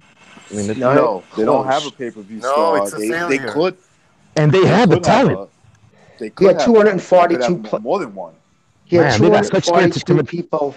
He had 242 professional fighters signed. He had the whole 154, and at the time, the glamour division, welterweight in 2015. Remember when Keith Thurman, Danny Garcia, and he had, everybody was like, oh my God, he can put off crazy welterweight fights. And it kept everybody would talk, oh, this might happen. They would have Twitter beefs, and it never happened. The closest we got was 2 years later, Danny Garcia and Thurman in a boo fest, a sloppy boo fest. Hey, man, but did you notice that ever since Keith Thurman went AWOL, PBC has gone down the drain? Everybody wanted a piece of Keith Thurman, and the fans were growing on Keith Thurman, man. He was growing in popularity. Everybody was saying he was possibly going to be the next Floyd Mayweather. at one point he was considered, you know, the one invincible because he could fight in the outside, fight in the inside, and he had that knockout power. You know what I mean? And Well, I don't know, man. if you read the writing on the wall, the fact that it's obvious that there's a problem with him and he's trying to get out of his contract, and the fact that Danny Garcia is openly saying that if I win, I'll go with Eddie. And these are the people who you could not, if there was a microphone in front of them. Do you remember? You can actually see it. Just look at the fights. In the beginning, they couldn't stop sucking Heyman's balls. Oh, I want to thank Al Heyman. Anytime a mic was in a phone was in their face, was thank Al Heyman. About a year ago, you had to start seeing fucking one of his clowns, one of the Watson boys, lean in during interviews and actually whisper in their ear. You can see him, Sam Watson, saying, "Hey, we have Heyman," and right away, "Oh yeah, I'd like to thank Al Heyman." So it got to that point where people started getting pissed, and now they're just disillusioned. I'm just curious how long they have to be silent. I don't want to wait for years when all this shit comes hitting the fan. It's gonna be funny. Oh, it's gonna happen. But and you know by the way, what, you know, Al Heyman.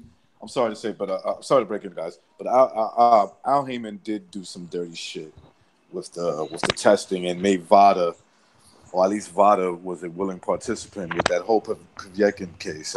To me, the one thing that will always stick out to me is why the fuck did they have to take? Why did VADA have to go and take Povetkin's samples for the Stavern fight and bring it back to California when they could have tested it at a VADA or a lab that VADA could sanction, and do it somewhere in Europe, somewhere closer? And when they found that 1 picogram, of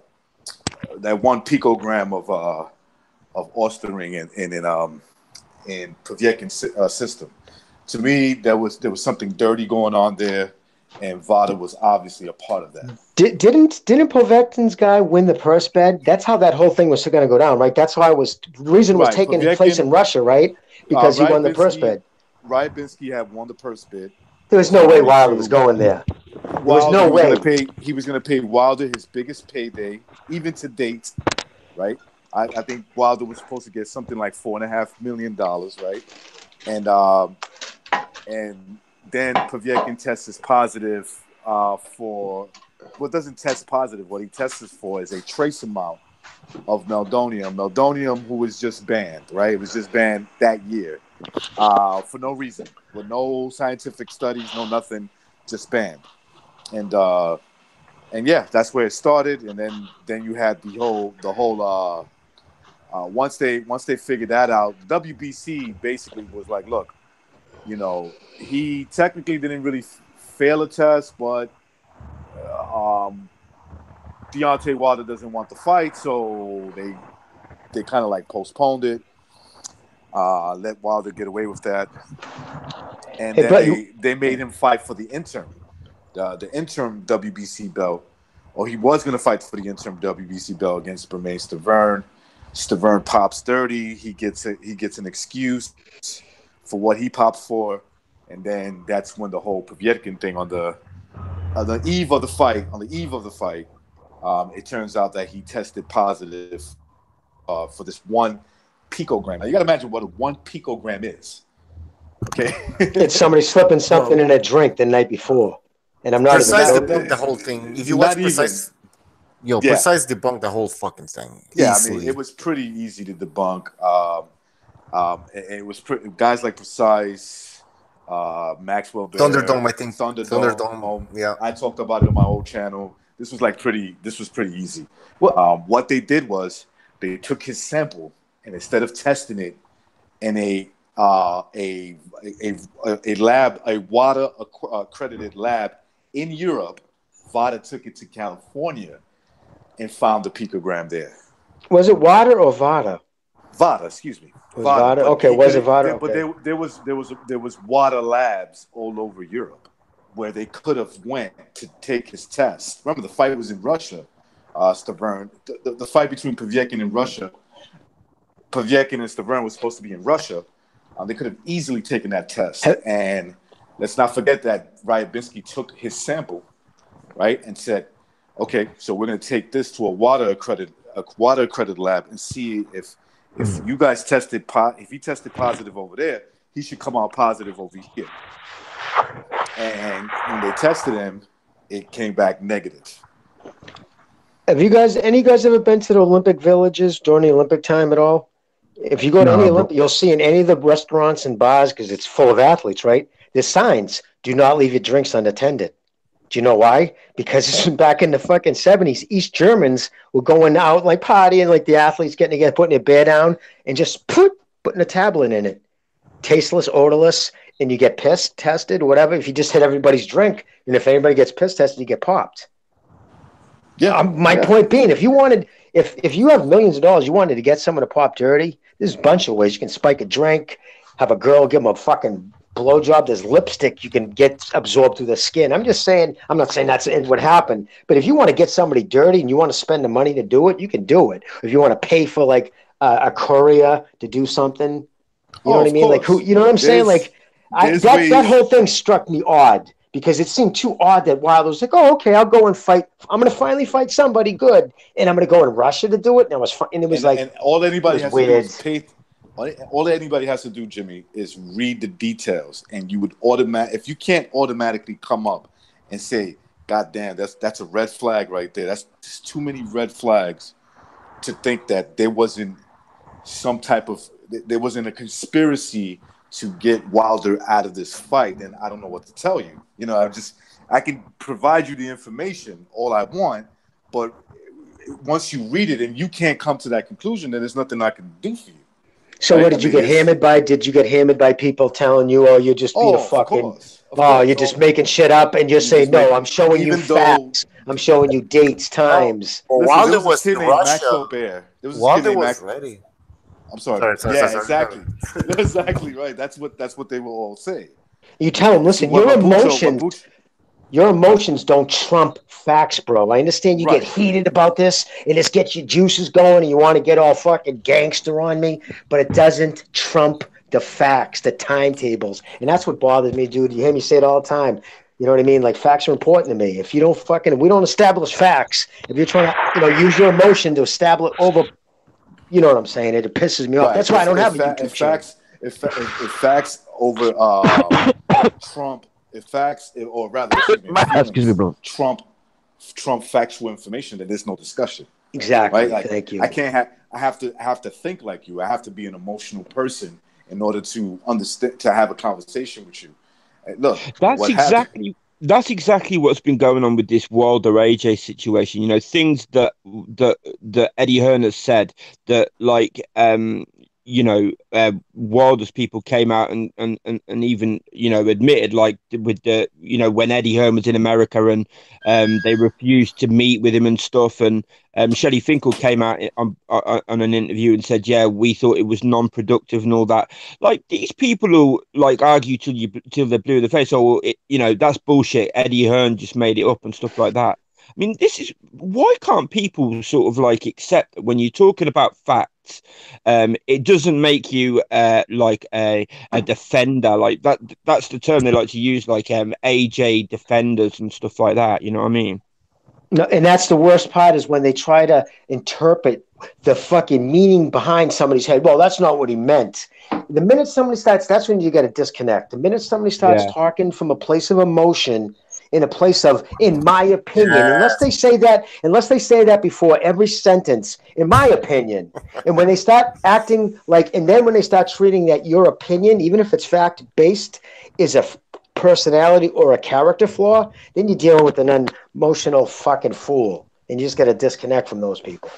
Unless they got some certified PhD degree, which, I'm assuming they don't. Exactly. You know what I mean? It's like you can be like, I let my biases override me sometimes. I'll let them get the juices.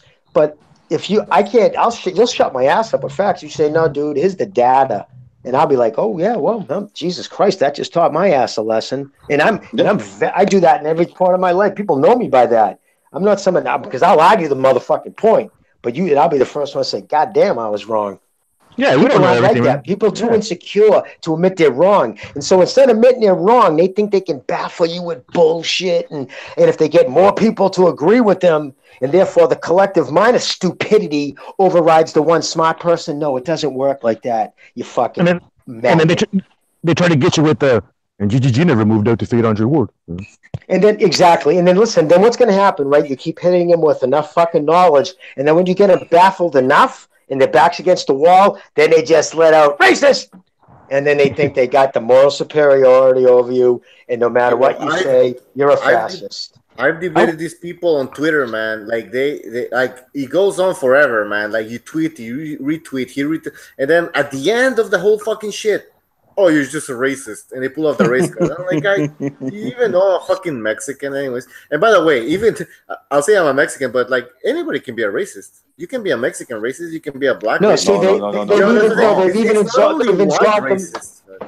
they've absolved themselves of that too. Yeah, they've absolved themselves of that. Blacks cannot be racist. They just can't be racist. Minorities can't be racist. That's basically the message. Well, it's because they don't have the power, allegedly.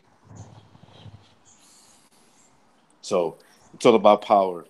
It's systematic racism. You know that you could be a racist and you're not even aware of it. Oh yeah, it's called I've heard your unconscious bias. No, it's a fucking word. I heard somebody mention that shit. Hidden racist. Yeah, you're a hidden racist. Like, what the fuck is a hidden racist? Like, a borderline racist, or like, come on, man. Either you're a racist or you're not. And anybody could be capable of racism. I mean, that's the reality. I understand there's racism. I'm not denying that shit, because then some people go like, "Oh, are you saying there's no racism in the world?" I'm not saying that. What I'm saying, why do you have to bring your fucking issues into boxing? Why do you? It's a sport, man. Like you have Black Panthers doing fucking videos, man. You have Black Panthers doing. Yeah. Why are you projecting your racism and making me a racist? Yeah, or bringing those. This is a boxing fucking community, man. We talk boxing. We don't care who like. We like a boxer. We like a boxer. We don't like a boxer. We don't like a boxer. It has nothing to do with fucking race, man. Well, what's actually funny? Let's be honest, right? I mean, let's straight up again. Let's establish facts. 90% of their dislike, their misinformation, and their lies spread about Triple G are based in their bigotry against, you know what I mean? Their open bigotry against Triple G, but they're the first ones to call you a racist when you hit them with a fact. Yeah. Because it's just a weak, cowardly way to deal with an argument. You know what I mean? That's why I don't get into it with people on Twitter, man. I can't get into fucking screaming matches with my fingers on a screen. But isn't it annoying when you call you a racist when you're not a racist? Isn't that fucking annoying? Look what Karan Brett said. Look what Karan Brett just said. Karan Brett said, only racist people care about racist. And I'm like, yeah, that's true. They do. Exactly. Well, not really, man, unless you're being attacked and shit. Well, no, listen, if you're being you're attacked the victim, racially, that's different. If you're being attacked racially and you're like, okay, you know, but that's our point. We're not. Yeah. But Go ahead. I was going to say, we have Mexican Americans on the show right now. And there's nobody going to tell me in the last century that Mexican Americans haven't gone through just as much fucking biased and racial degradation back in the day. They had to band up to, you know what I mean, to fight against gangs. Listen, but my point being, you don't ever hear fucking Mexican lives matter. You just guys, the Mexicans assimilated. They worked, they raised their families, they become a part Little League playing softball. You know what I mean? They became Americans. They didn't bother constantly saying, you know what I mean, getting groups of Mexicans together to march down the street to complain about the behavior or how we were treated in the 1940s. Because I'm sure any one of you guys could talk to your grandfathers who could tell you about different shit they had to deal with. But instead, you know what? Now look at you guys now. You're on here ready, you know what I mean? So it's just, they're professional victims. Well, that's the whole thing that the Matrix brought up, the whole power thing. It's who's on top, who has the power over who. So because Mexicans don't have that power, political power within the states as much as, say, African Americans do. But you could be racist. Like you could say, I ain't talking to none of these fucking white fools. And it's racist in your world, in your way of thinking. You know what I'm saying? Yeah. Like I don't have the power over anybody, but I could be a racist douchebag. I'm just saying, when I hear people say that black people can't be racist, it's so disgusting. And actually, there's the black people. I mean, again, Candace Owens, she's a black girl. She breaks it down the best. She talks about how utterly ridiculous that statement is. Oh man, I've been told by black. I've been told, you know, and I've heard, you know, other Mexican people being told by different ethnicities, go back to Mexico, you went back this and that, you know what I mean? And It's Yeah, disgusting. there's always racism, but like, am I gonna bring the racism that I fucking see in the world and into boxing? You know what I mean? Why would I do that? Like, You see, to what I defend don't like. to defend like Canelo. yeah, Or exactly. It's like let's say somebody Like- calls me a wetback. Let's say somebody calls me a wetback, and then like, oh man, I'm all pissed. Like, fuck, somebody called me a wetback. And then I go into boxing, boxing chat or whatever, and I like somebody insults Canelo, and I go like, oh, you're just insulting Canelo because he's Mexican. It's like, nah, that has nothing to do with it. And remember, too, Mexicans were in California for 60 years in the cities, long before any blacks were. And I'm just saying the murder rate and the murders, when they say, oh, it's the Mexican black gangs, that pisses me. I'm like, no. The Mexicans only started shooting back when they were getting shot at. For years, they fist fought. Yeah, They yeah. fist fought. They got together and they fist fought. That gang shooting shit, it was either shoot back or die. They There had no was choice. Mexicans are indigenous to California. That's pretty much Exactly. the southwest of the You United know, States. Mexicans were there before he was part of the U.S. Mexicans were in Texas before he's part of the U.S. But that's not the point. That's the point. The point is, well, if you like, you mentioned violence. Violence has to do with poverty, man. Like you have poverty, you're gonna have fucking violence. That's pretty much it, man.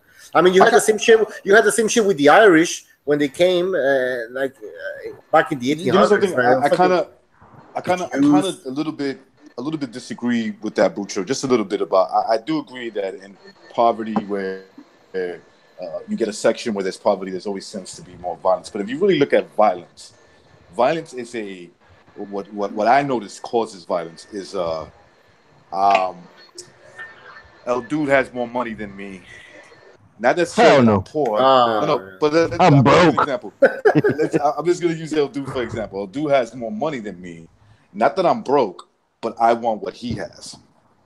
I think that causes more violence, right? Like in terms social of disparity. Social disparity. Yeah, it's true Right. because it's a So- study where. so it's like- But just for the want- record, just for the record, I live below the poverty line. So just, But you understand what I'm saying, though, dude, right? Like that term of like, Yeah, or vice this is- versa, vice this is- versa. Let's say I got more money than ElDude, and we're living within the same radius of each other.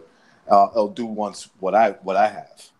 You know, that causes more violence than the poverty, the actual poverty itself, like where you got people starving for food and shit like that. You know. Yeah, can I touch on that too? Poverty is relative poverty. Okay, go ahead, Jimmy. Go ahead. I was just going to say poverty Relative right here. poverty. And like ElDude said people living under the poverty line, right? But think about it. When you see these people on TV, these college students and these fucking Antifa clowns talking about how shitty this country is and how the poor is so suppressed by the billionaires, the big corporations, they always just spout the same propaganda.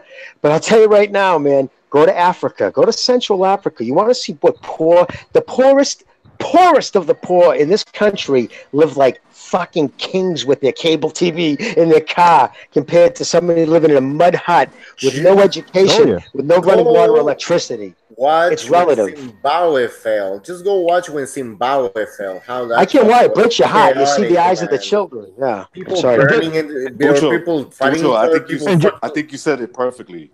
Bucho, I think you said it perfectly when you said relatively poverty. In other words, I'm poorer than the next guy, and therefore I want what that guy wants. And my point was just like poverty in this country, and it really had nothing. I was just kind of side noting how even poor in this country has it so much better than the other fucking parts. just to add a little bit to the poverty and the violence, man. In my particular neighborhoods, and I'm speaking on behalf of pretty much all Mexican American neighborhoods, we are our own worst enemies, man. It's not the man, the white man, or the black man, or it's the Mexicans within ourselves fighting each other, holding each other down. It's this mental. Yeah, and you want to know something? ElDude? That's very important that you say that, because I think that you can find that in most ethnic groups. If you look at murder, right? And this is pretty easy to explain. If you look at every ethnic group and break down who they get murdered by, the majority of people they get murdered by are their own. Okay? That's in every ethnic group. If you go to whites are 80% more likely to get killed by another white guy. Exactly. Okay? If you go to Hispanics, the same thing. Hispanics are 80% more other Hispanics, right? You go to blacks, a little higher than most than the other two. They're 90% more chance where they're gonna get murdered by their own.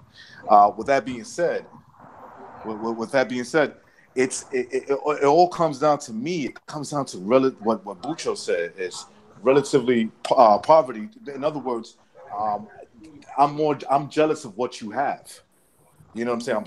It comes down to me being jealous of what you have. So you could be in a Mexican neighborhood and you could be doing a little bit better morally. Maybe not even not so much financially, but morally. You could be in a better state, and there'll be somebody that wants to take that away from you because they're miserable. And it's usually the people that are close to you, very close to you. Yeah. Can I mention something that rate you just said, which you were right on the money? It's actually 83% with whites, but I'm saying you were right there, right at 80%. Right. I would never remember unless I just read something on that today. Do you know? I'm sure you can't tell me because it's almost impossible to find. But under that same criteria, what's the percentage of cross murders? Meaning, how many more chance? What's the percentage of if it is going to be cross? How many more white people are shot and killed by blacks than whites shoot and kill blacks? You know what? You can't find it. I think it's 25 times higher. The government, Alan Dershowitz and some other attorneys wanted to release it. They said that there's been statistics done through private companies who do, and it's probably right on the money. I'm not saying they're wrong. I'm just saying the government, the U.S. government, they actually released it? Because I heard they had to be sued. Oh, so they did. On the Obama, they did that. Oh, because I know for years they wouldn't do it. They would only release certain criteria because it was the disperse was so bad. Isn't it crazy? This to get robbed. If you're going to get robbed, you're a white man. Your chances to be robbed by a black man is 68% better, or it's 6 times higher than if you're going to get robbed by a white person. By a group of people who only represent 6% of the U.S. population. Men between the ages of 15 and 35. I hate to say it this way, but I didn't need the stats to know that. I just thank you, dude. Exactly. My regular experience. I already knew. But unfortunately, most people aren't like you and I from the city, and we saw that. Listen, and I tell people this, and I say this, and I say, look, most black people don't engage in this behavior, but when it comes to the category of crime, it's called crime. There's a category for it. Who engage in it the most are blacks. That's just not. I don't need the FBI stats. Why is it that every city I go to, the one common denominator for black neighborhoods versus the white neighborhoods is that the white neighborhood is safer? Why is that? But you know why? Let me tell you why. Conspiracy. No, it is. That everywhere I go, every city I've been to, it's the same thing. I've never been. Well, did you see what happened in Chicago yesterday? Did you guys see this? What happened in Chicago yesterday? This will blow your minds. Now, check this out. Wrap your head around this. At the airport, kids always rob airports. We used to do the train stations. We used to hit the cars when I was a kid. But so what happens? So much freight is being stolen from the kids in the neighborhood. They did basically a bait car. They took a white, nondescript 18-wheeler. And they parked it next to a basketball court. And they left the back of the truck open a little. And in the back was full of Nike sneakers. Instantly, they were on it like fucking ants on a sugar hill, right? The fucking police jumped out, surprised them, arrested. But that's surprise. Now, if you go to Twitter, there's an All-Star Atlanta, big black publication, wrote it up as this. Police entrap black youth by putting things they want and then surprising them. It really wrote out as it was complete. And then the Chicago police actually apologized. This is what I mean by they don't have strength, or race doesn't they don't have power. They've actually, they got the Chicago police defending or apologizing for, listen, nobody did. All they did was make something available for criminals who are willing to participate in a crime. It's called proactive policing, and the fact that they have to apologize because the black kids, instead of taking the responsibility, the neighborhood, they're on Twitter. They were taking a march saying this was entrapment. It's unbelievable. Oh, wait a minute. So your kids have no moral fiber and were raised like fucking shitbags, and they steal the minute they see shit. What are they admitting? That it was entrapment, and it was set up to set up the black youth. to make them look bad. Crime comes in different categories. There's different sectors of crimes, different. Like for example, like when it comes to gang violence, Mexicans and African Americans are very up there. When it comes to drug abuse, whites are like the leading cause. But when it comes to entrapment, that the whole issue behind that, it was a little bit more to it than just that. Because what was happening was under Bill Clinton, it privatized many prisons to youth centers, and the more these youths do in time, it's like $90,000 per year that it adds up per inmate. And you see what you're okay. Just to finish up real quick, for as a Mexican American or as an African American from disenfranchised neighborhoods, surrounded by like rich cities, it's almost as if we are the product of their societies. You know what I mean? Because they're the ones collecting the tax money. They're the ones being enriched by keeping the inner city youth incarcerated. So it's not necessarily a white supremacy thing anymore. What it is, there's truth to what you're saying. There's actually that's a fact. Listen, during under Clinton, but who votes for Clinton? Who that's votes Democrats. Oh no, remember what I understand that. But under Barack Obama, you mean deported more what demographic votes for him? What are the give me the race that votes for Clinton? Blacks, man. That's right. So you disenfranchising yourself. Yeah. Okay. You are disenfranchised. You see, Clinton. California's been Democratic. California has been 100% Democrat since 1974. And I don't mean you exactly. I mean the Black and the Hispanic community, which I'm a part of. Hold on 1 second. Let me finish this real quick. I just want to finish this real quick. The problem with the Black and the Hispanic community, we very much vote for the party that has never ever really cared about the main issue. Yeah. Okay? They don't care about the main issue. They just use our votes as politics. Okay, that's it. They just use it for politics. We never had a Democratic leader say, "Look, the cure for the Black and the Latino community is take responsibility for yourself. Stop accepting handouts. Stop making excuses for why your murder rate is higher than everyone else. Why your birth rate of single parenthood is higher than everybody else. Okay, why the dropout rate is higher than everybody else. Okay, that's what they needed. But no, what they tell them is the Democratic Party comes out there and says, "You're the victim. I'm here to help. You're the victim. I'm here to help." Meaning, I'm going to continue victimizing you because I'm not going to tell you what the problem is. I'm telling you that your problem is not your fault. The reason why Jose killed Miguel, it wasn't because Jose killed Miguel. It's because the white power system told him to do it. Okay? Instead of saying, Jose, you killed Miguel because you're an ignorant man. You was raised to be ignorant. Okay? That's the truth of it. And that's what the Democratic Party doesn't do. And that's what the Blacks and the Latino community continue to vote at a scary rate. Blacks even scarier. Blacks vote for Democrats 85% of the time, okay? Where Latinos vote for Democrats 70% of the time, okay? And when you look at white ethnic groups, white groups vote Republican, Democrat, 60% Republican, 40% Democrat, all right? So when it comes to racial politics, right, that thinks that it's going to benefit them, and the numbers show that Blacks and Latinos vote in their racial, what they perceive to be their racial best interests. Listen, can I recognize? Listen, 100%, I agree. Well, I couldn't agree more. But I took to is it ElDude? What ElDude was saying, right? In the 1990s, he's right here. What Clinton did was he passed that fucking predator law, mandatories. And in California, even they were pissed about it because judges, all of a sudden, it was a 3-strike law. So they would take an inner city kid, say he got a handgun, a gram of cocaine, and when they go to arrest him, he pushed the dude's hand away. That's now an assault on a police officer. That's a 3 strike. They were getting dudes getting life in prison on that. So that in turn made them start shooting at police. They figured, what the fuck? So I can understand how that did that. But Clinton is right. Clinton, what he did was institutionalize and privatize prisons. And it became, right now, to this day in this country, it's in the top 5 biggest business in the United States is prisons. Think about it, uniforms, food.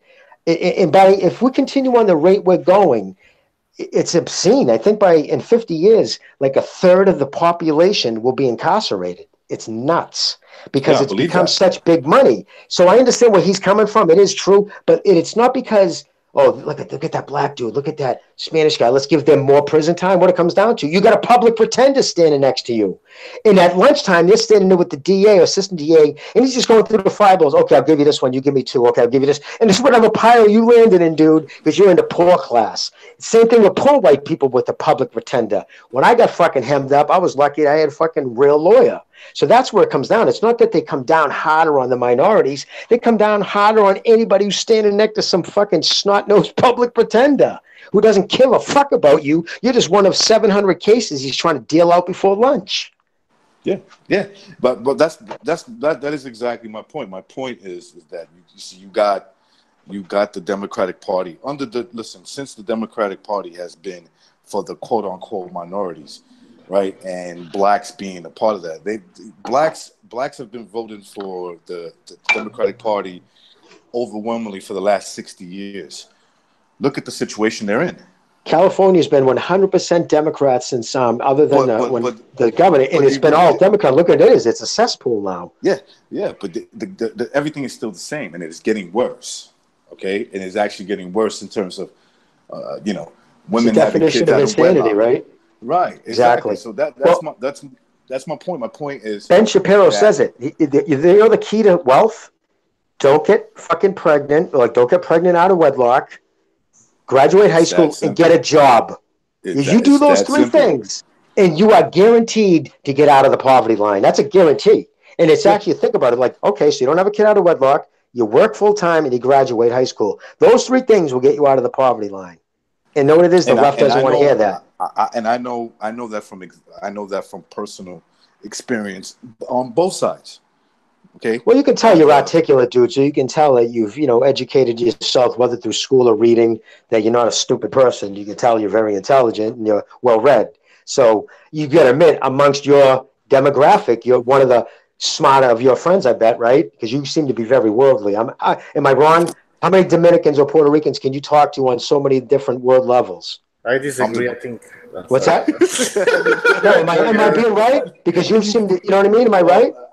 I agree with Jimmy, of course, 100%. I am the greatest. No, I'm just kidding. Yeah. No, but you know what I mean? Amongst your friends and shit, right? It does sound like even the name Matrix. You're out there, man. You're unplugged. You're unplugged.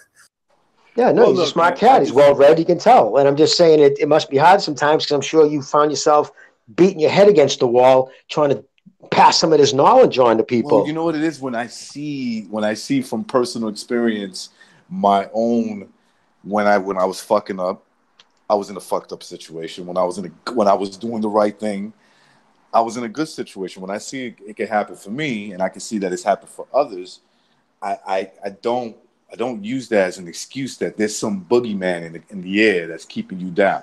No. And I like to use these names. I know it pisses certain people off, but fuck it, I don't care.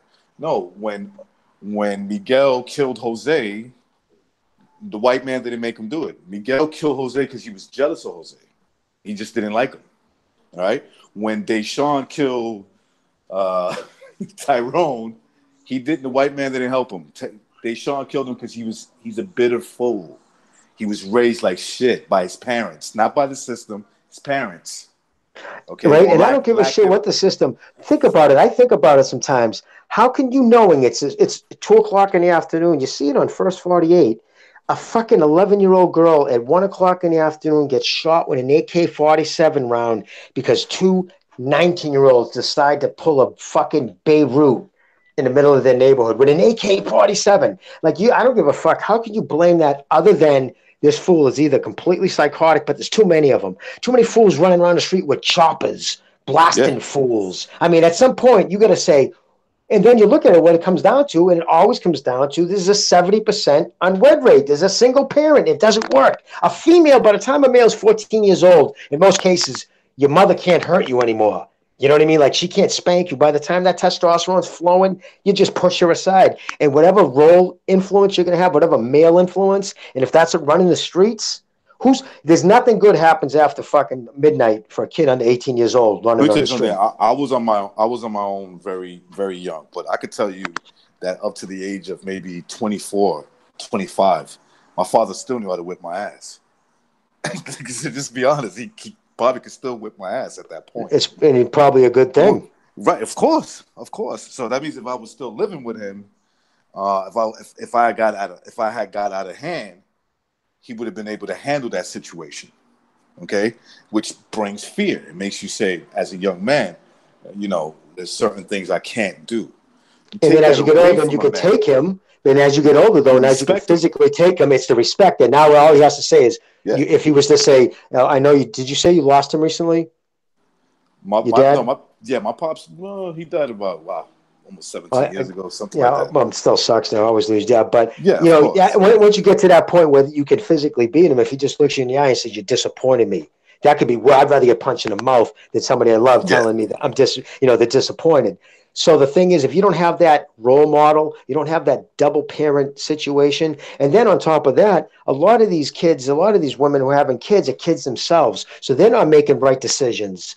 And then there's, they're inviting different people. There's drugs, so what happens, it's just a Ferris wheel of ridiculousness happening over and over. And the minute in the 90s, when the culture started adopting the rap, so you can have that music. When the NWA in the late 89, 90, I saw it happen, and all of a sudden it became cool. And once I saw the white kids in the inner city, suburbs, acting like gangsters and calling themselves Crips, you could see that, and it became cultural. And so the black people took it a little too far, where it just, I'm not going to sit there and call me racist. I'd like just to say what you just said. Where's all the homicides take place? In great numbers. Chicago, black kids are shooting each other there in record numbers.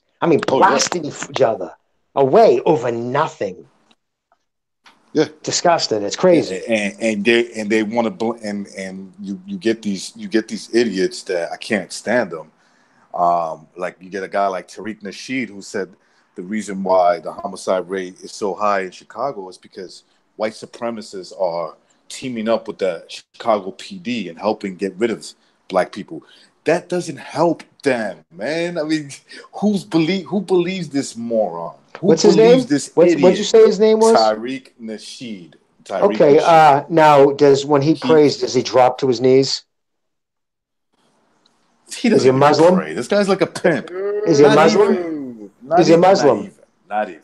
No, he's a Muslim. That's a Muslim name. Well, he is. He got a Muslim name, but there's nothing Muslim about him. Like this. Just nothing, The guy's a race. No, but I said no. Is he? I see. I didn't know. I thought he might have been like some crazy. No. He's like a race pimp. I thought you were dropping. Like he was. Okay, my fault. My apology. I thought you were saying he was like a. He's actually telling people. He's got a pretty big following. If there's people following him, it goes to show you. If you ever heard this man speak, whoever's following him got deep issue, and society's in trouble. Listen, the same thing would happen with Malcolm X, but by the end of his death, right before they assassinated him, right before the Muslims killed him, right before, Farrakhan orders his death, but right before Farrakhan killed him, he changed his view. Back when he first got out of prison, he was so, he'd tell white people, I don't want your help. He was all about the armed resistance. And then he realized, and he started softening. I was like, maybe this isn't the way to go. Martin Luther King was right. And this is a person everybody respects. Because Martin Luther King never tried to break it down to Black Lives Matter. He's like, this is bullshit. We're Americans. It's just, the message he gave, I'm telling you right now, that motherfucker would roll over in his grave if he saw and listened to the people like you're talking about now who want to tear the fabric, the Judeo-Christian fabric that's made this country the greatest country on the planet. In history of mankind, tear it apart because their own selfish wants and desires. Think about this for a second. Think about actually telling a group of people that the reason they're getting destroyed and killing each other when it's obviously them that's doing it. that is actually someone else. So crazy, think dude. about that for a second. So what he's doing is saying, you know, well, the gang members that are actually shooting them, they're not actual gang members. Dude, have you ever thought about going to talk to kids? No, seriously, and I'm not even trying to be funny right now. Crack a joke. I've done it. I've done Good it for you, dude. times. Good for you. I do it seriously. all the time in my and like I don't get in their face and like listen, I throw like a little basketball tournament for the kids, and we chill. Good for you.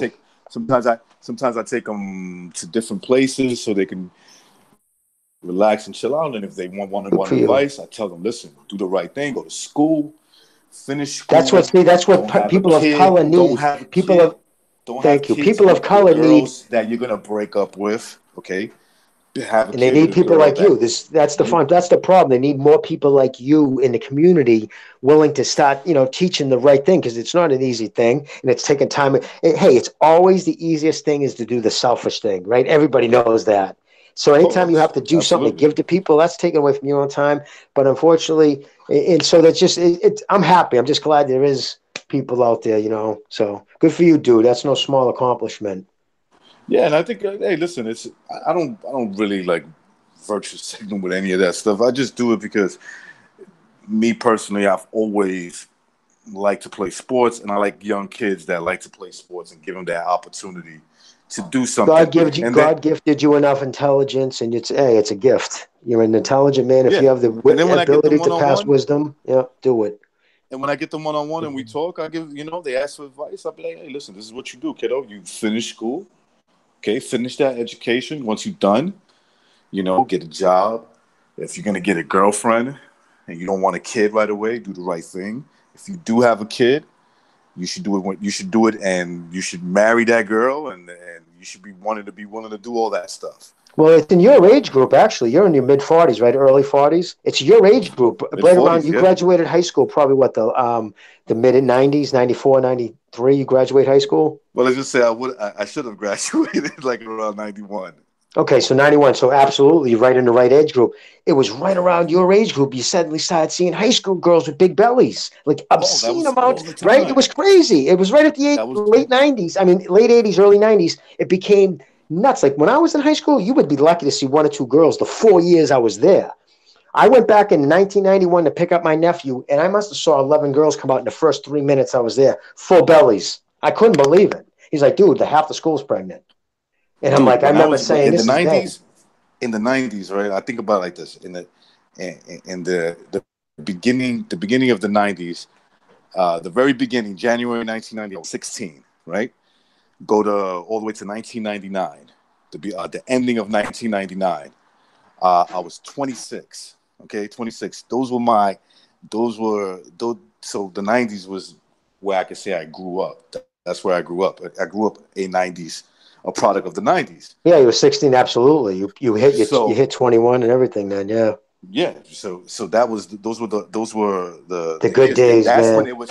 That's when everything was. Even though I had a great time. That's when everything was happening. Okay, that's when teenagers were having kids left and right. They were labeled predators for the first time. Yeah. They got so violent. Including myself. I had a kid when I was a teenager. So I can speak. It's such a huge responsibility, man. It becomes such a huge responsibility, financial and otherwise. It can change the whole trajectory of your life. You know what I mean? Yeah. Well, BDA join us? You're going to do the wrong things. You're going to do the wrong things. Yeah, you are. Exactly. Exactly, brother. Hey, listen, guys, what time is it? It's getting kind of late. I gotta walk my dogs and shit. What time is it right now? It's late as fuck. East Coast time, 11:35. Oh shit! I'm probably keeping fucking Bucho's probably gonna get up and work tomorrow. These motherfuckers, they can never shut up. Gentlemen, it was a pleasure, Jimmy. Pleasure talking to you like always, man. Good pleasure talking to you, man. Seriously. Thank you for having me on, guys. I had a great time. Yeah, good chatting with you guys. Yeah. Good night. All right. Good night, brothers. Take care, guys. Peace. See you next time.